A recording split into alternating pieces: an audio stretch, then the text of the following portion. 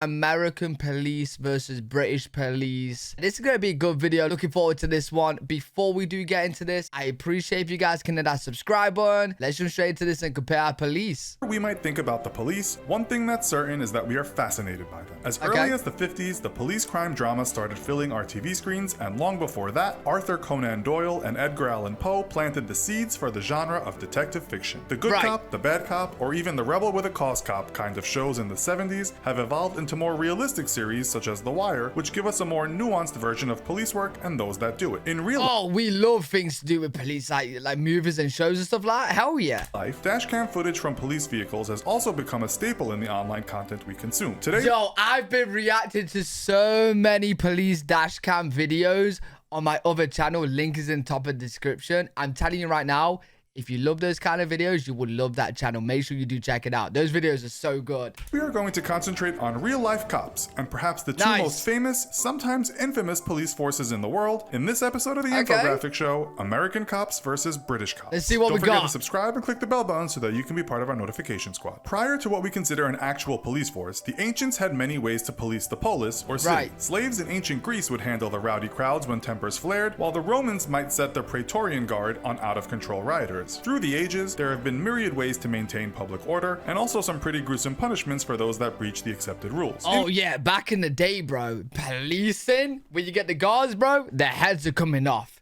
Yo, you stole a loaf of bread?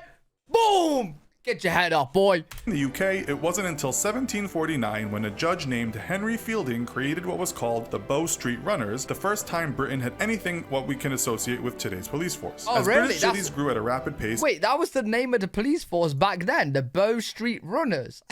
Why that name? British cities grew at a rapid pace under the Industrial Revolution, so did crime. And so on September 29, 1829, the Metropolitan Police Service was formed in London, and it is said to be the first modern police force ever created. The man behind it, Sir Robert Peel, explained why England needed cops. I want to teach people that liberty does not consist in having your house robbed by organized gangs of thieves and in leaving the principal streets of London in the nightly possession of drunken women and vagabonds. Why were they nicknamed Bobbies? Well, after their founder, Robert. As you know... Wait. British cops are nicknamed Bobbies? I've never heard of that. But then again, I'm starting to question if I'm actually British.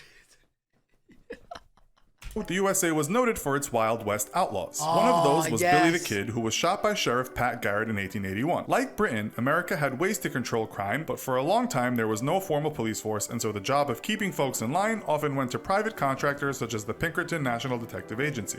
You know what? I love, you know, the Western movie. Oh my God, it's so good. Seeing this poster right now is just reminding me of it. Systems including night watchmen and even what some called goons for hire weren't workable as the USA grew in population. It's thought that the first American formal police force was created in Boston in 1838, New York City followed in 1845, and by the 1880s, just about all American cities had an organized police force. Now that we know something about the history of these two countries' police forces, let's look at the present day. The number of police officers in just England and Wales has decreased significantly in the last decade, which has become a major political issue in the UK. The number in 2016 of officers in the force was 124,066, down from 143,769 7 years before that. The number of full-time officers working in Scotland in 2016 was 17,242, and the number in Northern Ireland was 6,773. That's a total of 148,081 police officers working all over the United Kingdom. The population of the UK is 65.64 million, so roughly there is one police officer for every 448 people. Much of the British media and the public are saying that is not enough, especially as the crime rate rise in the UK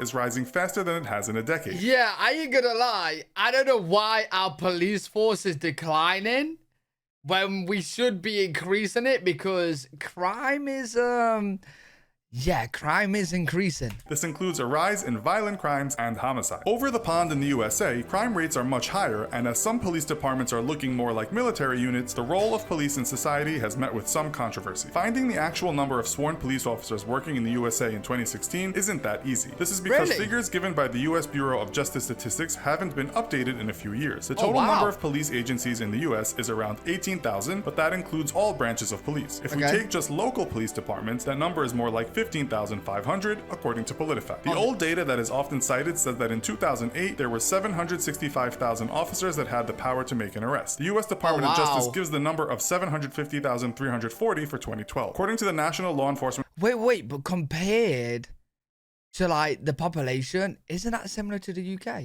Officers Memorial Fund, that number has shot up and is presently about 900,000. The US population is 323.1 million, so that means that roughly there is one cop for every 359 people. One of the major differences is that in the USA, police carry guns, as do 36% of American households, according to the Washington Post. It's reported that in 2016, 135 police officers died in the line of duty, with around half of those that died being fatally shot. The Guardian reports that the number of officers killed in the line of duty in the UK is a total of 11 since 2010, although many officers are assaulted in the UK. In 2011. Wait, this is big, bro. One of you guys told me this in my stream as well, and I was like, what? Police officers died in 2016, 135. Police officers died dead since 2010. Not in 2010, since, bro.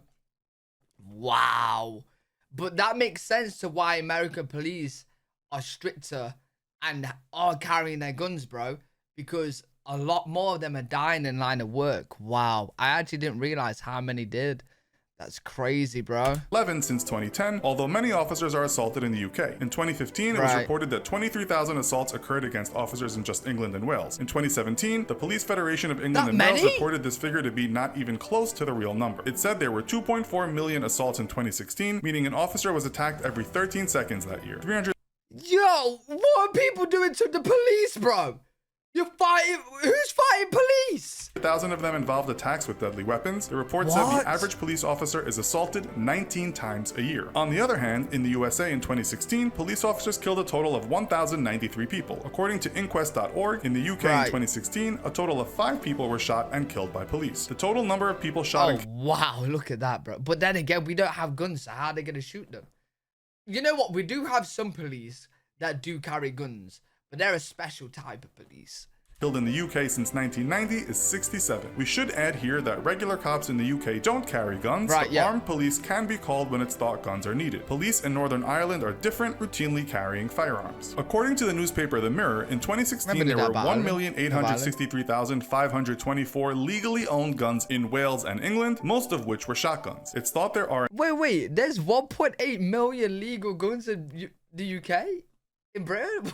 What? Another 277,000 guns in Scotland and a further 150,000 legally owned guns in Northern Ireland. The same newspaper said there were another 2 million illegally owned guns on the UK streets, which has raised the question if the UK police should be given firearms. The murder rate per capita in...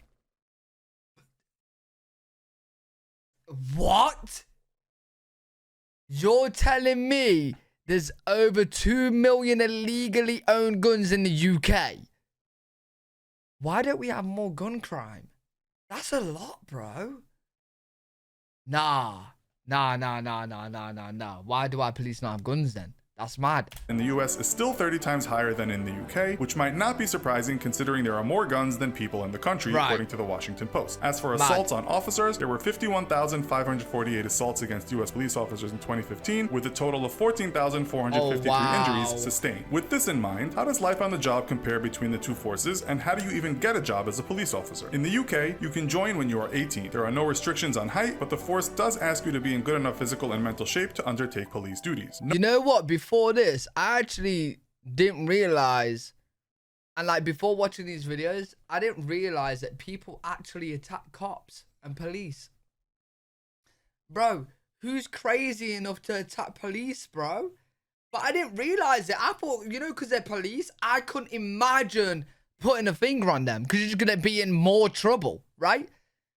Bro, crazy that people do. No formal qualifications are required, but you will need to pass some tests to get in. Pass them, and you are in, just as long as you haven't committed any serious offenses in the past. It's similar in the US, although the police force does usually ask for a high school diploma, and that you are either 18 or 21, depending on the department. You'll have to train at a police academy and have either a clean criminal record or have only committed minor offenses. There is no minimum or maximum height or weight limit, but in the academy, you'll have to pass certain physical agility tests. Nowhere does it state you have to enjoy eating donuts. Wages vary, but in England, Wales, and Northern Ireland, you can expect to start your career as a police constable on anything from $25,000 US to $30,000. If you work hard, UK career websites say that seems like minimum wage, no?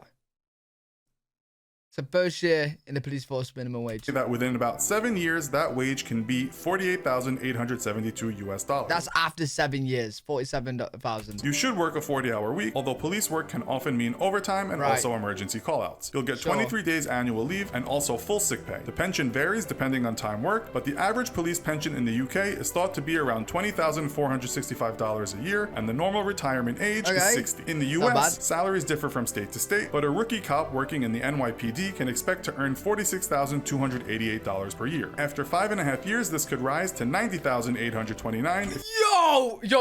If you're in the police force in the UK, you need to leave right now and go to America, bro. They're making double. What? Is that because it's like harder? Like it's harder to be an American American cop than a British cop? And obviously a lot more like assaults and deaths are happening for the American cops. So surely, right? Surely. If you have done well. Other states have average wages closer to $30,000 and others $70,000 according to career website Cryar. You'll get 10 days paid vacation to start with, but after 5 years it will increase to 27 days. You'll also receive unlimited fully paid sick days, medical benefits, dental benefits, and optional retirement after 22 years on the force. Like the UK, you will work around 40 hours. Why did I see in a American compared to UK video that America workplaces don't offer like a month vacation paid? Why did they say that?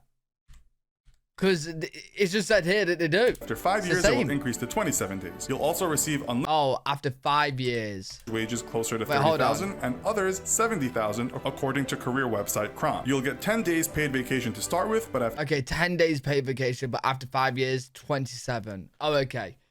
But yeah, in the UK, it just immediately starts at 27, surely. After 5 years, it will increase to 27 days. You'll also receive unlimited fully paid sick days, medical benefits, dental benefits, and optional retirement after 22 years on the force. Like the UK, you will work around 40 hours a week in shifts, but that might change with overtime. How much pension you receive can be affected by multiple factors, but various websites put the average police pension anywhere from $58,000 to $62,000. With money in mind, we'll end the show there. Where would you rather be a cop? Really good video. Enjoyed that. Hopefully you guys enjoyed it as well. Let me know what you guys think in the comment section. If you guys did enjoy, make sure to leave a thumbs up, subscribe for more content. Live every single day on twitch.tv/L3WG. If you guys want to check me out over there, I'll see you on the next one.